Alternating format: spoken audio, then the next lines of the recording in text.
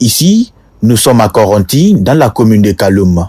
Selon nos informations, c'est aux environs de 5 heures du matin que cette inondation s'est déclenchée. Les jeunes du quartier, sous l'effet de la colère, causée par de nombreuses pertes de biens matériels, sont sortis pour exprimer leur désenchantement par rapport à cette situation. C'est un bâtiment qui serait construit sur le passage de l'eau, ce qui aurait orienté le canal des eaux de ruissellement dans les concessions. Alassane Youla, l'une des victimes de cette inondation, revient sur le film. Je me suis réveillé à 5 heures du matin, constatant dans ma chambre, dans ma maison, de l'eau. Je suis là, ça fait maintenant plus de 3 ans, je n'ai jamais vu cette situation pareille. Et du coup, je me suis réveillé comme tous les autres, comme tous les habitants presque de ce côté, de Koronti, avec de l'eau.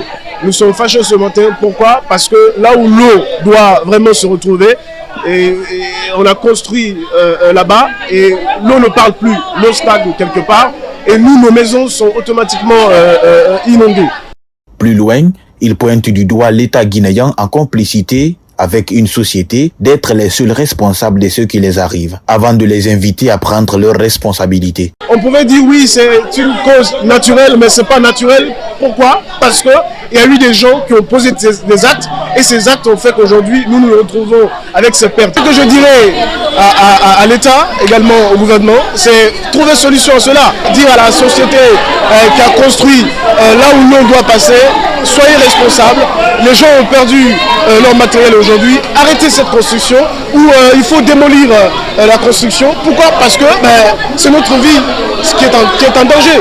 Qui sait, la même chose va se reproduire ce soir, demain, après-demain, l'année prochaine. Il faut trouver une solution. Pourquoi? Parce que voilà, c'est la vie des gens qui sont en danger. Sur le terrain, on pouvait constater la présence des forces de l'ordre et de l'autre côté, les jeunes en colère prêts à réagir au moindre agissement de la police. Chose qui n'est pas tardée à arriver, une confrontation qui a fini par des jets de gaz lacrymogènes, causant ainsi des cas d'évanouissement. Vous l'avez constaté, il y a beaucoup de gens qui ont perdu leur matériel, donc il faut sortir, manifester, dire ce qui ne va pas, c'est normal. Et nous constatons aujourd'hui qu'il y a les forces de l'ordre. Ah ben oui, vous savez, les forces de l'ordre, c'est mettre de l'ordre. Mais il faut qu'ils comprennent que nous, aujourd'hui, nous nous réveillons avec cette situation qui fait vraiment mal. Nous avons perdu des objets, nous avons perdu des choses de valeur. Et ce qui fait encore plus mal, ils sont en train de mettre des gaz partout. Vous avez des gens qui sont malades, qui sont à la maison, et vous êtes en train de jeter des gaz. Comprenez la situation. C'est des gens qui ont perdu des choses valeureuses, ils ont le droit de manifester, de dire oui, ça ne va pas.